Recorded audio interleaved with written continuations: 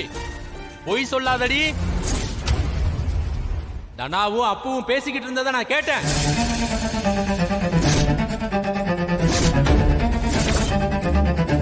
தனா, நீ சொன்னது உண்மைதானே?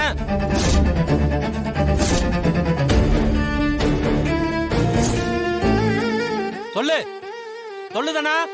சித்தப்பா, இத பத்தி பேச வேண்டாம். பேசாம அது எப்படி பேசாம இருக்க முடியும்? ஏய் சொல்றி, இப்ப சொல்ல போறியா இல்லையா? சொல்லு. சித்தப்பா, கொஞ்சம் அமைதியா இருக்கீங்களா?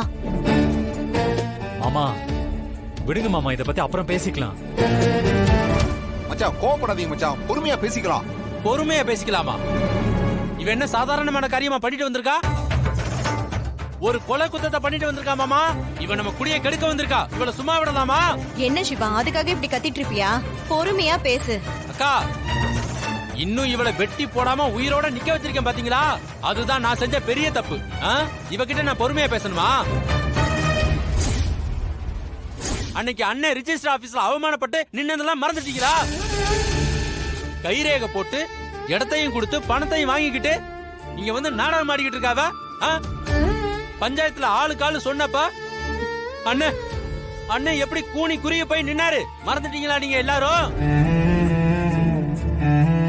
நீ சொல்றதெல்லாம் சரிதான்ப்பா, கொஞ்சம் அமைதியா இரு. ஐயோ அம்மா, தயவு செஞ்சு நீங்க என்ன கொஞ்சம் பேச விடுங்க. கொஞ்சம் அமைதியா இருங்க.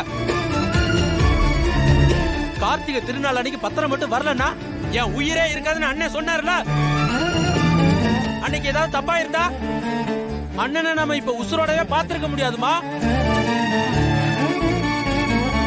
இது எல்லாத்துக்குமே இவதான் காரணம். சித்தப்பா, நீங்க இப்படி கோவப்படுவீங்கன்னு தெரிஞ்சுதான் ஓ ஓ நான் கோவப்படுவேன்னு தெரிஞ்சுதான் இவ்வளவு பெரிய விஷயத்தை என்கிட்ட இருந்து மறைச்சிருக்கீங்கல்ல.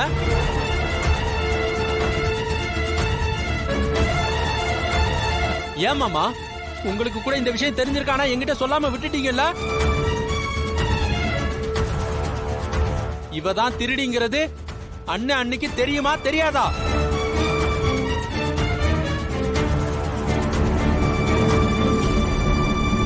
அம்மா, நீங்களாவது சொல்லுங்கம்மா, அண்ணனுக்கு இது தெரியுமா தெரியாதா? ஓ, யாரும் சொல்ல மாட்டீங்கல்ல. நான் இப்பவே அண்ணனுக்கு போன் பண்ணி இவ பண்ண வேலையை சொல்லி. அவசரப்படாத. இந்த விஷயம் ரகுவுக்கும் ஜானகிக்கும் தெரியும்.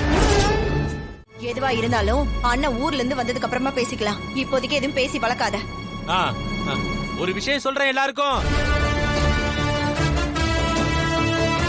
இவ மட்டும் இந்த வீட்டுல இருந்தான்னு வைங்களேன், இந்த வீடு விளங்கவே விளங்காது. அதோட இந்த வீட்டையே நாசம் பண்ணிருவா. அத பாத்துக்கிட்டு இருக்க சக்தி எனக்கு கிடையாதுப்பா, எனக்கு கிடையாது. அதோட இவளோட முகத்தை பார்க்கவோ இவளோட குடும்பம் நடத்தவோ முடியவே முடியாது. இவ இந்த வீட்டுல மட்டும் இருந்தான்னு வைங்களேன், அதுக்கப்புறம் நான் உசுரோட இருக்கிறதுல அர்த்தமே இல்லை.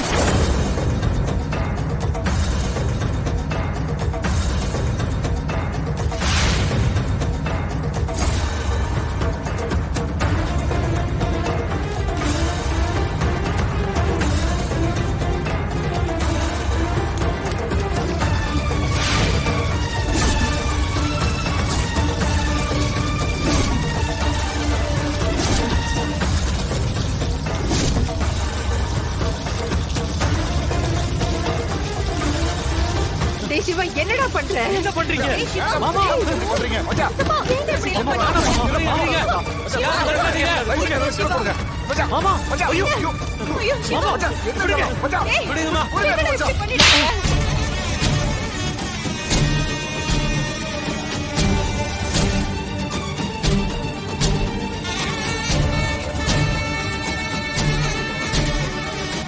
என்னடா நினைச்சிட்டு இருக்கிற நீ? அறிவுங்கிறது கொஞ்சமாவது இருக்கா? நீ இப்படி எல்லாம் முட்டாள்தனமா பண்ணுவேன்னு தெரிஞ்சுதான் ரகு உங்ககிட்ட இதெல்லாம் சொல்லக்கூடாதுன்னு சொன்னான். என்ன காரியம் பண்ணிட்டு இருக்கிற நீ? உனக்குன்னு பொண்டாட்டி புள்ளன்னு குடும்பம் இருக்கு. உனக்குன்னு நாங்க இத்தனை பேர் இருக்கோம். யோசிக்க மாட்டே நீ? டேய், சத்தியம் பண்ணுடா, சத்தியம் பண்ணு. இனிமே இப்படி ஒரு காரியத்தை பண்ண மாட்டேன்னு சத்தியம் பண்ணு.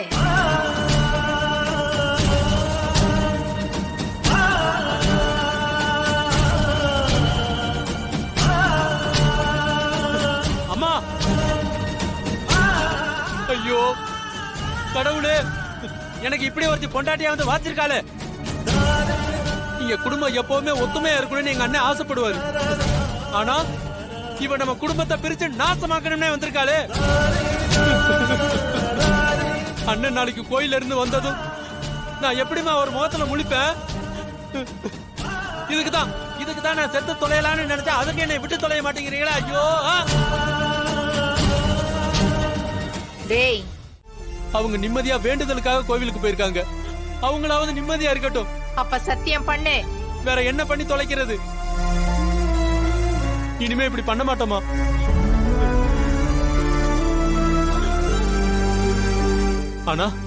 ஆனா இனிமே என்ன ஆனாலும் சரி, இவ கூட நான் பேச மாட்டேன். இவ கூட நான் குடும்பம் நடத்தவும் மாட்டேன். எனக்கு இவளுக்கு இனிமே எந்த உறவும் கிடையாதுமா.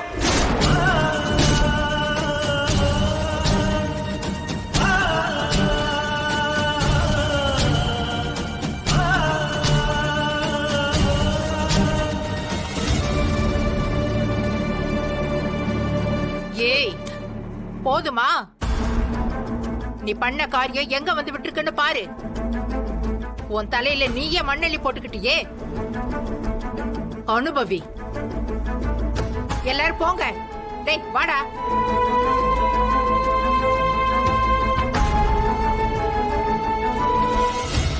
ஏய் நில்லடி.